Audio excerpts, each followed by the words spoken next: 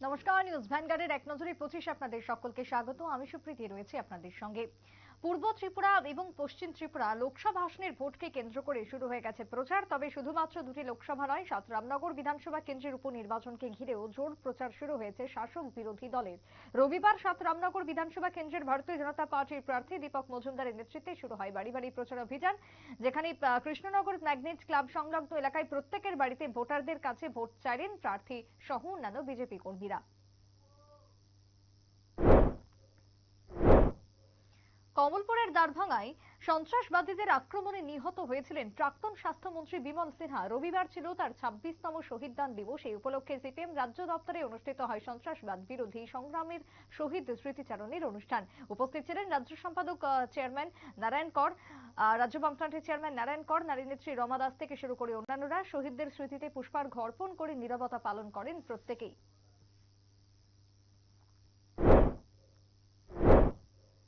অষ্টাদশ লোকসভা নির্বাচনকে সামনে রেখে প্রচারে তেজি ভাব এনেছে শাসক বিজেপি। পূর্ব ত্রিপুরা এবং পশ্চিম ত্রিপুরা লোকসভা আসনের প্রার্থীদের নিয়েও চলছে বিভিন্ন সভা। তবে এরই মধ্যে রবিবার রাজ্যের বিজেপি প্রদেশ কার্যালয়ে অনুষ্ঠিত হলো এক যোগদান সভা। যোগদান সভায় নবাগতদের হাতে পতাকা তুলে দিয়ে শুভেচ্ছা জানান বিধায়ক সুশান্ত দেব, বিজেপি সাধারণ সম্পাদক অমিত রক্ষিত সহ অন্যান্যরা।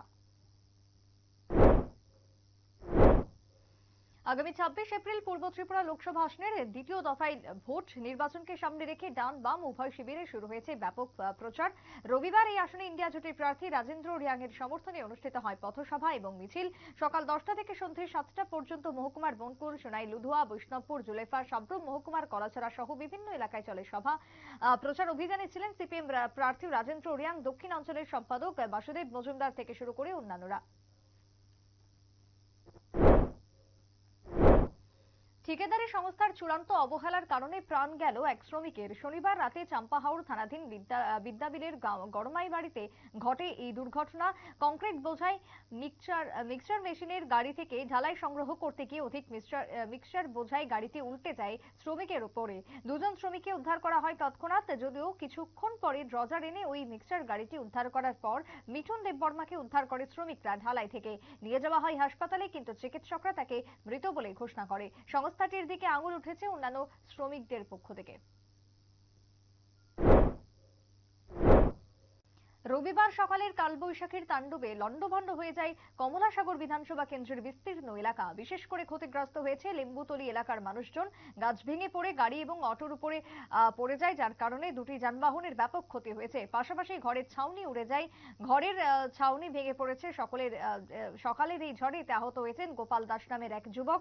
বর্তমানে তার চিকিৎসা চলছে হাপানিয়া হাসপাতালে। ঘটনার খবর পেয়ে বিশালগড় প্রশাসন তরফ থেকে আর্থিক সাহায্য তুলে দেওয়ার আশ্বাস দেওয়া হয়েছে ক্ষতিগ্রস্তদের। বিগত কয়েক মাস ধরে চোর ডাকাতের উপদ্রবে অতিষ্ঠ হয়ে উঠেছিল উত্তর জেলার মানুষ।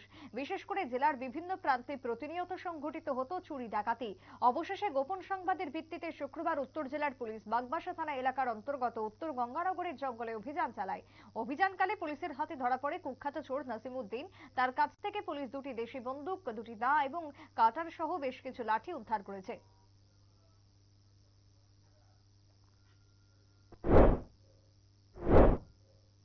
রাজনৈতিক প্রচারে ঝড় তুলেছে একদিকে শাসক বিরোধী প্রতিটা রাজনৈতিক দল, আবার অন্যদিকে কালবৈশাখীর ঝড় তাণ্ডব শুরু করেছে গোটা রাজ্যে। বুধবার সকালে করবুক মহকুমার অন্তর্গত করবুক ব্লকের অধীন বৈরাগীর দোকান এলাকায় আছড়ে পড়ে কালবৈশাখীর ঝড়। মুহূর্তের মধ্যেই ভেঙে যায় গাছ, বিদ্যুতের খুঁটি, ঘরের ছাউনি উড়ে যায় দমকা হাওয়ায়। বেশ কয়েকটি পরিবার ক্ষতিগ্রস্ত হয়েছে ঝড়ের ফলে। ঘটনার খবর পেয়ে 43 করবুক বিধানসভা কেন্দ্রের ত্রিপুরামথ দলের চেয়ারম্যান বিশাল দেববর্মা, পূর্ব মানিক্য দেওয়ান ভিলেজের চেয়ারম্যান ভূপেশ দেববর্মা ছুটে যান ঘটনাস্থলে। ঝড়ে ক্ষতিগ্রস্তদের আর্থিক সাহায্য দেওয়ার ব্যাপারে আশ্বস্ত করেন সংশ্লিষ্টরা।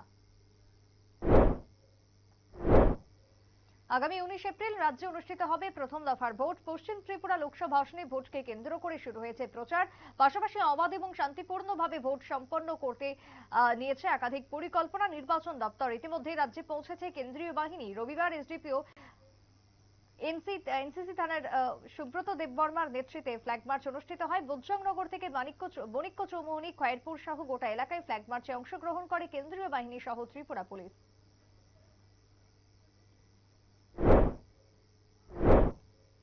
রবিবার সকাল থেকে ভোট প্রচারে ব্যাপক তৎপরতা পরিলক্ষিত হলো সিমনা বিধানসভা কেন্দ্রে। বিধানসভা কেন্দ্রের 42 নম্বর বুথে অনুষ্ঠিত হলো যোগদান সভা।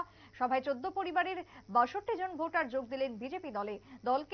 দল থেকে দলত্যাগীদের হাতে পতাকা তুলে দিয়ে বরণ করে নেন সদর গ্রামীণ জেলা কমিটির সভাপতি অসিত রায় থেকে শুরু করে শ্যামা মণ্ডল এবং সংশ্লিষ্ট অন্যান্যরা।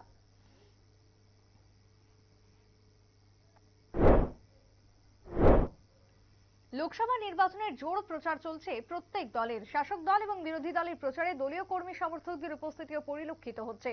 যদিও সেক্ষেত্রে কিছুটা ব্যতিক্রমী মনে হচ্ছে দুই বিধানসভা কেন্দ্রের বিজেপি প্রার্থী রতনলাল নাথকে। বিজেপির মন্ত্রী রতনলাল নাথকে অভিযোগ রয়েছে নিজ কেন্দ্রের ছাড়া অন্য কোথাও প্রচার অভিযানে নামছেন না তিনি। রবিবার মোহনপুর এলাকার মণিপুরি চৌমোহনীতে উদ্বোধন করা হলো 10 নম্বর বুথ অফিসের। উপস্থিত ছিলেন মন্ত্রী রতনলাল নাথ সহ মোহনপুর পৌর পরিষদের ভাইস চেয়ারম্যান শঙ্কর দেব এবং অন্যান্যরা।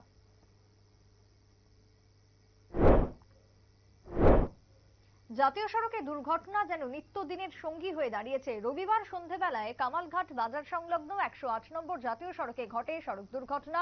দুটি বাইকের সংঘর্ষে আহত হয়েছেন 3 জন। নতুন জাতীয় সড়ক ধরে লেম্বুছড়া বাজারের উত্তম দেববর্মা এবং তার স্ত্রী এসেছিলেন কামালঘাট বাজারে। পেছন দিক থেকে দ্রুত গতিতে আসা একটি বাইক উত্তম দেববর্মাকে ধাক্কা মারে। দুটি বাইক থেকে ছিটকে পড়েন 3 জন আরোহী। ঘটনার খবর পেয়ে দমকলের কর্মীরা ছুটে যান স্থানীয় ঘটনাস্থলে। তবে বাজার সংলগ্ন এলাকায় ট্রাফিক ব্যবস্থা না থাকার কারণে দুর্ঘটনা ঘটেছে বলে অভিযোগ এলাকা মানুষের। রবিবার এক অচেনা ছবি ধরা পড়ল চেনা ছন্দে। দীর্ঘ কয়েক বছর পর লাল ঝান্ডার মিছিল আছড়ে পড়ল কমলপুর মহকুমায়। প্রাক্তন মন্ত্রী বিমল সিনহার 26তম শহীদদান দিবস উপলক্ষে পূর্ব ত্রিপুরা লোকসভা আসনের ইন্ডিয়া জোটের প্রার্থী রাজেন্দ্র রিয়াং এর সমর্থনে অনুষ্ঠিত হয় মিছিল। ইন্ডিয়া জোটের পতাকা বাহিনীর মিছিলে অংশ নেন সিপিএম রাজ্য সম্পাদক জিতেন্দ্র চৌধুরী সহ কংগ্রেসের বিধায়ক সুদীপ রায় বর্মন। মিছিল শেষে হালাহালিতে প্রকাশ্য সভায় ভাষণ রাখেন জোটের নেতৃত্বরা।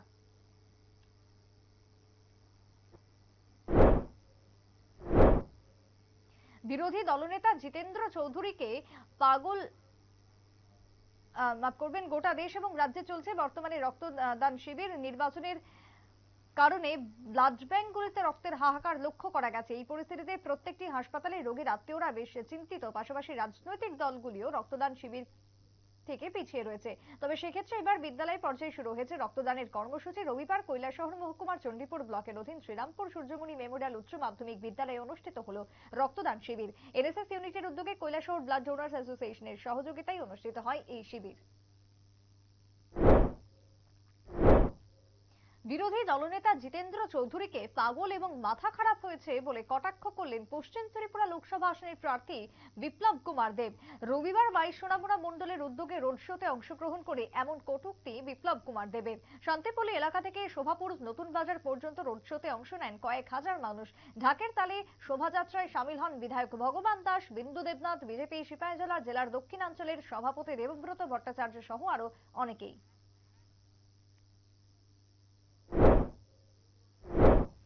উদয়পুর মহকুমার বিভিন্ন জায়গায় রবিবার সকালের বৃষ্টিতে কার্যত ক্ষতিগ্রস্ত। তবে উদয়পুর রাজনগর গ্রাম পঞ্চায়েত এলাকার বাসিন্দা 48 বছর বয়সী শ্যামল দেবনাথ রাবার বাগানে কাজ করতে গিয়েছিলেন। সেই সময় হঠাৎই রাজনগর এলাকায় বাজ পড়ে মাটিতে লুটিয়ে পড়েন তিনি। সঙ্গে থাকা অন্যান্য শ্রমিকরা শ্যামল দেবনাথকে মাটিতে লুটিয়ে পড়তে দেখে দৌড়ে আসে। তৎক্ষণাৎ নিয়ে যাওয়া হয় গোমতী জেলা হাসপাতালে। কর্তব্যরত চিকিৎসক শ্যামল দেবনাথকে মৃত বলে ঘোষণা করে। এদিকে এলাকার যুবক অজিত পোদ্দার জানাই এলাকায় খুব সৎ যুবক ছিল তিনি। শ্যামল দেবনাথের এই 10 বছরের এক ছেলে এবং দ্বাদশ পড়ুয়া এক মেয়ে রয়েছে। সঙ্গে স্ত্রী সহ বহু আত্মীয় স্বজন কান্নায় ভেঙে পড়লেন। দেশের সর্বোচ্চ অসামরিক ভারতরত্ন সম্মান প্রাপ্তি দেশের প্রাক্তন প্রধানমন্ত্রী তথা বর্ষিয়ান বিজেপি নেতা লালকৃষ্ণ আডবাণীর রবিবার আডবাণীর দিল্লির বাড়িতে গিয়ে তার হাতে ভারতরত্ন তুলে দেন খোদ রাষ্ট্রপতি দ্রৌপদী মুর্মু। উপস্থিত ছিলেন প্রধানমন্ত্রী নরেন্দ্র মোদী, উপরাষ্ট্রপতি জগদীপ ধনখড় এবং প্রাক্তন উপরাষ্ট্রপতি ভেঙ্কাইয়া নাইডু। অমিত শাহ এবং রাজনাথ সিং উপস্থিত ছিলেন। তবে আজকের বিজেপির অন্যতম রূপকার ছিলেন আডবাণী। যদিও মোদী প্রধানমন্ত্রী পদে আসীন হওয়ার পর থেকে ধীরে ধীরে ফিকে হয়েছিল তার কারিশমা, তার স্থান হয় মার্গদর্শন মণ্ডলীতে। পাখির চোখ আসন্ন লোকসভা নির্বাচন। টিআরকেএস উদয়পুর মহকুমার উদ্যোগে কাকরাবন ব্লক ইউনিটের পক্ষ থেকে 33 কাকরাবন শালগড়া বিধানসভা কেন্দ্রের সকল শিক্ষক কর্মচারীদের নিয়ে আলোচনা সভার আয়োজন করা হয় কাকরাবন কমিউনিটি হল ঘরে। অনুষ্ঠানে প্রদীপ প্রজ্বলন করে সূচনা করলেন কাকরাবন 33 শালগড়া বিধানসভা কেন্দ্রের বিধায়ক জিতেন মজুমদার। টিআরকেএস কাকরাবন জেলা কমিটির সভাপতি নারায়ণ দাস, বিএমএস এর জেলা কমিটির সভাপতি গৌতম দাস, মহকুমা কমিটির পক্ষ থেকে অন্যান্য নেতৃত্বরা। বিধানসভায় পাশ হওয়া রাজ্য সরকারের বেশ কিছু বিল আটকে রাখছে রাজ্যপাল। এই বিষয়ে সরাসরি মুখ খুললেন সুপ্রিম কোর্টের বিচারপতি বি.ভি. নাগরত্ন। সম্প্রতি হায়দ্রাবাদের নালসার বিশ্ববিদ্যালয়ে আইন বিষয়ক একটি কর্মশালায় যোগ দেন তিনি। সেখানে নিজের ভাষণে বিচারপতি নাগরত্ন বলেন, কিছু রাজ্যপাল রাজ্যের বিলে সম্মতির বদলে আটকে রাখছেন। প্রত্যেক রাজ্যপালের নিজের কর্তব্য পালন করা উচিত। এই বিষয়ে আদালতের নির্দেশিকা জারি ভালো দেখায় না।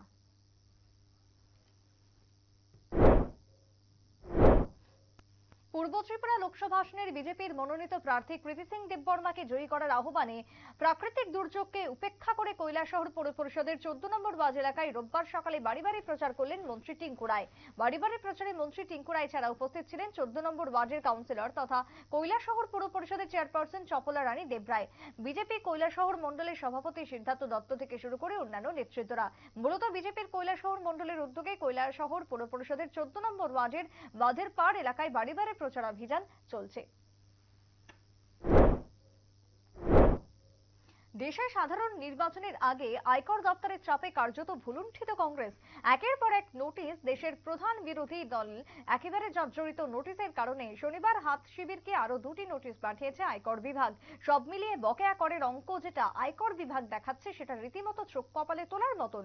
কংগ্রেসের দাবি, এখনো পর্যন্ত সব মিলিয়ে মোট 3,567 কোটি টাকা জরিমানার দাবি করেছে আয়কর বিভাগ। উল্লেখ্য, এমনিতেই দলের একাধিক ব্যাংক অ্যাকাউন্ট ফ্রিজ করে রাখা হয়েছে আয়কর বিভাগের থেকে। ভোটের আগে বিপুল জরিমানা মেটাতে হলে হাত শিবির টাকার অভাবে ভোটে লড়তে পারবে কিনা সেটা নিয়ে সংশয় তৈরি হয়েছে। মান্দাই আরডি ব্লকের অধীন ললিতবাজার গ্রাম পঞ্চায়েতের মহেশপুর এলাকায় বসবাস করেন রঞ্জিত দেববর্মা। সোমবার সকালের কালবৈশাখী ঝড়ের তাণ্ডবে একটি গাছ ভেঙে পড়ে তার ঘরে, ফলে 2টি সাইড ভেঙে যায়। অল্পের জন্য রক্ষা পায় রঞ্জিত দেববর্মার আস্ত পরিবার। পাশাপাশি এলাকার অনেক বিদ্যুতের খুঁটিও উপড়ে পড়ে। লাইনম্যানকে বলা হলেও তারা আসেননি। তহসিলদারকেও ফোন করে জানানো হয় ভাঙা ঘরের বিষয়টি। তিনি জানিয়ে দেন দরখাস্ত করার জন্য। সচেতন মহলের বক্তব্য, প্রতি বছর প্রাকৃতিক দুর্যোগ মোকাবিলায় ডিজাস্টার ম্যানেজমেন্টের থেকে মকড্রিল পালন করা হয়, কিন্তু সঠিক সময়ে কাউকেই খুঁজে পাওয়া যায় না। দুর্দশা বেড়েই চলেছে পাকিস্তানে। মুদ্রাস্ফীতির যন্ত্রণা যেন নিস্তার নেই। যন্ত্রণা থেকে পেট্রোলের দাম বেড়ে 289.69 পাকিস্তানি টাকা হয়ে যেতে চলেছে শীঘ্রই। এই পরিস্থিতিতে পাক প্রধানমন্ত্রী শাহবাজ শরীফ চাইছেন খরচ যতটা সম্ভব কমিয়ে ফেলা হোক। আর তারই ফলশ্রুতি তার নয়া নির্দেশ, সরকারি অনুষ্ঠান লাল কার্পেটের ব্যবহার নিষিদ্ধ করতে হবে। কেবল বিদেশি অতিথিরা এলে লাল কার্পেট ব্যবহার করা হবে, অন্যত্র এর ব্যবহার এবার বন্ধ। লোকসভা নির্বাচনের মুখে নির্বাচনী নাকায় শুকনো গাঁজা বাজেয়াপ্ত। ঘটনা তেলিয়ামুড়া খোয়াই সড়কের লালটিলা স্থিত নির্বাচনী নাকা পয়েন্টে রবিবার দুপুর নাগাদ। এদিন তেলিয়ামুড়ার দিক থেকে একটি যাত্রীবাহী অটো 2টি যাত্রী নিয়ে খোয়াই দিক থেকে যাওয়ার পথে লালটিলা স্থিত নির্বাচনী নাকায় সন্দেহবশত তল্লাশিকালে বাজেয়াপ্ত হয় 2টি প্যাকেটে মোট 6 কেজি শুকনো গাঁজা। তৎসঙ্গে আটক করা হয় গাড়িতে থাকা 2 যাত্রী সহ অটো গাড়ির চালককে। পরবর্তীতে অটো গাড়িটি সহ আটককৃতদের পুলিশ নিয়ে যায় তেলিয়ামুড়া থানায়। এনডিপিএস ধারায় মামলা নিয়ে ঘটনার তদন্ত শুরু করে পুলিশ। প্রাথমিক তদন্তে জানা গেছে আটককৃত ওই 3 জনের মধ্যে 2 জনের বাড়ি যাত্রাপুর থানার অন্তর্গত নির্ভয়পুর এলাকায়। আটককৃত অটো গাড়ির চালকের বাড়ি কল্যাণপুর থানা এলাকার কমলনগর এলাকায়। পুলিশ জানিয়েছে বাজেয়াপ্ত গাঁজার কালোবাজারি মূল্য আনুমানিক 70 থেকে 80 হাজার টাকা।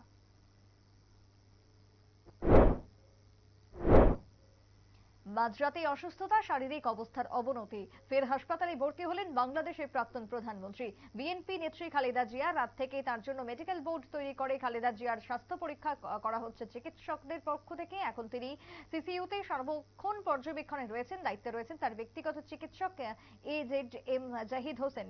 ঢাকায় অ্যাডার কেয়ার হাসপাতালের সিসিইউতে রেখে চিকিৎসা করা হচ্ছে তার। সূত্রের খবর, চিকিৎসায় সাড়া দিচ্ছেন খালেদা জিয়া। এখনকার মতো এক নজরে 25 পর্যন্তই। পরবর্তী নিউজ আপডেট এবং টকশো দেখার জন্য চোখ রাখবেন শুধুমাত্র নিউজ ভ্যানগার্ডের পর্দায়। নমস্কার।